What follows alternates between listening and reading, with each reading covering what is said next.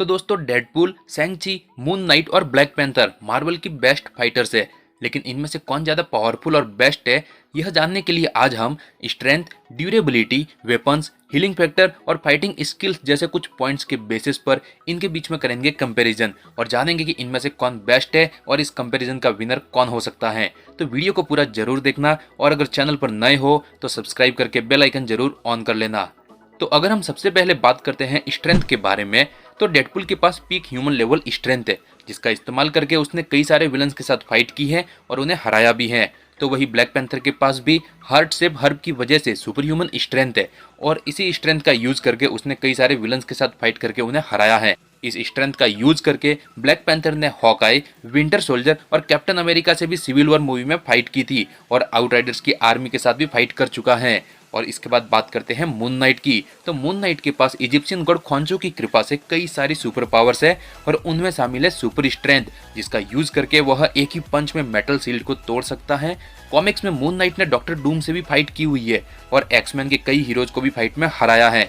जिसके बाद अगर हम बात करें शैंग-ची की, तो शैंग-ची के पास पीक ह्यूमन लेवल स्ट्रेंथ है, लेकिन शैंग-ची के पास जब 10 रिंग्स आ जाती हैं तो उसके बाद उसकी ये peak human level strength convert हो जाती है सुपर ह्यूमन स्ट्रेंथ में, जिसका यूज करके वो कई सारे विलन्स को नॉकआउट कर सकता है। और उसकी इन पावर्स को हमने शैंग-ची and the legend of the 10 rings के फाइनल बैटल में देखा ही था। लेकिन अगर हम यहाँ पर बात करते हैं रॉ स्ट्रेंथ की, तो यहाँ पर मून नाइट के पास डेडपूल, ब्लैक पैंथर और शैंग-ची के कंपैरिजन में ज़्यादा स्ट्रेंथ है और मून नाइट एक बहुत ही ज़्यादा ब्रूटल कैरेक्टर है, जिसने अपने से पावरफुल विलन्स को अपनी स्ट्रेंथ के बेसिस पर हराया हुआ है। तो स्ट्रेंथ के लिए हम यहाँ पर एक पॉइंट मून नाइट को देंगे। स्ट्रेंथ के बाद अब अगर बात करें ड्यूरेबिलिटी की, तो यहाँ पर हमारे चारों हीरोज ही ड्यूरेबिलिटी में थोड़ा वीक हैं, जिसके कारण उन्हें अपनी ड्यूरेबिलिटी को और भी ज़्यादा इन्हांस करने के लिए खास तरह के सूट्स या फिर इक्विपमेंट्स की ज़रूरत पड़ती है। तो सबसे पहले अगर डेडपूल की बात करते हैं, तो डेडपूल का सूट उस पर होने वाले नाइफ या फिर किसी भी तरह के नॉर्मल अटैक से तो उसे प्रोटेक्ट कर सकता है, लेकिन बुलेट्स या फिर किसी बड़े अटैक से वो उसे प्रोटेक्ट नहीं कर पाता है। और डेडपूल को इन अटैक्स की वजह से जो इंजरीज होती हैं उसका पेन भी फील होता है, हालांकि वो जल्दी से हील भी हो जाता है, लेकिन कुल मिलाकर उसको इंजरीज होती हैं, जिसका मतलब उसकी ड्यूरेबिलिटी काफ़ी कम है। तो वही अगर हम बात करते हैं शैंग-ची की, तो शैंग-ची अपनी फाइटिंग स्किल से उसके ऊपर होने वाले अटैक को काफ़ी ज़्यादा आसानी से काउंटर कर सकता है।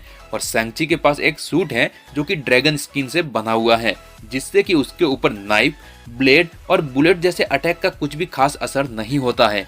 लेकिन फिर भी शैंग-ची का फेस अनकवर रहता है, जिसकी वजह से उसे हार्म या फिर इंजर्ड किया जा सकता है। तो वही अब बात करें ब्लैक पैंथर की, तो ब्लैक पैंथर के पास हार्ट शेप हर्ब की वजह से जो ड्यूरेबिलिटी है वो उसके वाइब्रेनियम सूट से और भी ज़्यादा इन्हांस हो जाती है।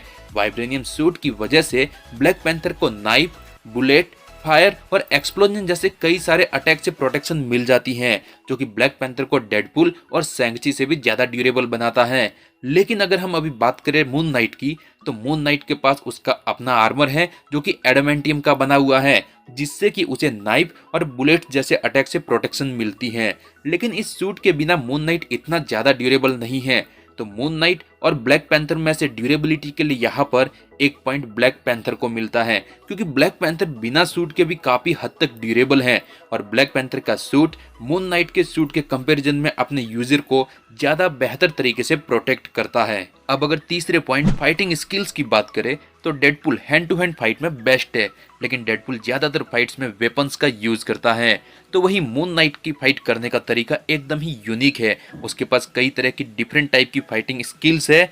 वह टास्क मास्टर को भी हरा चुका है अपनी डिफरेंट फाइटिंग स्टाइल्स के चलते, और मल्टीपल पर्सनैलिटीज होने की वजह से मून नाइट की फाइटिंग स्टाइल्स अनप्रेडिक्टेबल है और उसके ओपोनेंट को कंफ्यूज करने के लिए वो काफ़ी ज़्यादा काम भी आ जाती हैं।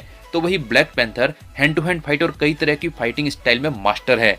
बिना सुपर पावर्स के भी वो एक अच्छा फाइटर है और अपने हैंड टू हैंड फाइट में ब्लैक पैंथर ने कैप्टन अमेरिका, विंटर सोल्जर और हॉकाई से भी फाइट की हुई है और किलमॉन्गर से फाइट करके उसे हराया हुआ भी है। लेकिन अगर बात करें शैंग-ची की, तो शैंग-ची को उसके चाइल्डहुड से ही अलग अलग तरह की fighting skills and fighting styles के साथ ही मार्शल आर्ट्स की ट्रेनिंग दी गई है। जिसकी वजह से सैंगची मार्शल आर्ट और वैरायटी ऑफ फाइटिंग स्किल में मास्टर है और एक proper hand to hand fight में सैंगची को हराना बहुत ही ज्यादा मुश्किल है। और अगर इन चारों के बीच में पावर्स के बिना सिर्फ इनकी फाइटिंग स्टाइल के बेसिस पर फाइट होती है तो सैंगची यहाँ पर मून नाइट, डेडपूल और ब्लैक पैंथर से आगे है और फाइटिंग स्टाइल या फिर फाइटिंग स्किल्स के लिए 1 पॉइंट यहाँ पर सैंगची को मिलता है। अगर फाइट हो रही है तो इंजरीज भी होगी और ऐसे में एक फाइट को जीतने के लिए हीलिंग फैक्टर की एबिलिटीज होना बहुत ही ज्यादा जरूरी है। तो अगर बात करें हम हीलिंग फैक्टर की तो यहाँ पर सैंगची और ब्लैक पैंथर दोनों ही हार जाएंगे क्योंकि मून नाइट और डेडपूल इस बार इन दोनों से हीलिंग फैक्टर के कंपैरिजन में आगे है। तो मून नाइट का सूट उस पर हुए अटैक से उसे प्रोटेक्ट करने के साथ ही उस पर हुई इंजरीज को तुरंत ही हील कर देता है, लेकिन यह एबिलिटीज मून नाइट के पास सिर्फ तब तक रहती हैं जब तक कि वो मून नाइट के सूट में है। मार्क स्पेक्टर के पास हीलिंग फैक्टर की एबिलिटीज नहीं है और कॉमिक्स में हमने मून नाइट को कई बार मरते हुए भी देखा है, लेकिन इजिप्शियन गॉड खॉन्सू फिर से उसके ऊपर कृपा करते हैं और उसे जिंदा कर लेते हैं। लेकिन अगर हम बात करें डेडपूल के हीलिंग फैक्टर की तो डेडपूल का हीलिंग फैक्टर सबसे बेस्ट और सबसे क्लासी है। डेडपूल की इंजरीज बहुत ज्यादा फास्ट हील हो जाती है और डेडपूल के पास रीजनरेटिव हीलिंग फैक्टर है जिससे कि वो अपने लॉस्ट ऑर्गन्स और कटे हुए बॉडी पार्ट्स को भी रीजनरेट कर सकता है और डेडपूल के चाहे 2 टुकड़े भी कर दिए जाए तब भी वो रीग्रो हो सकता है या फिर उसे मिक्सर में डाल के उसका पेस्ट बना दे तब भी वो फिर से ठीक हो जाएगा। इसीलिए डेडपूल का हीलिंग फैक्टर यहाँ पर सबसे बेस्ट है और हीलिंग फैक्टर के मामले में 1 पॉइंट यहाँ पर मिलता है डेडपूल को। तो अब तक Deadpool, black panther, moon night और सैंगची चारों के पास 1-1 पॉइंट आ चुका है। और अब आखिर में बात करते हैं हम वेपन्स की कि किसके पास ज्यादा पावरफुल वेपन्स है और जो इस पॉइंट को जीतेगा वो ही इस बैटल में सबसे आगे होगा।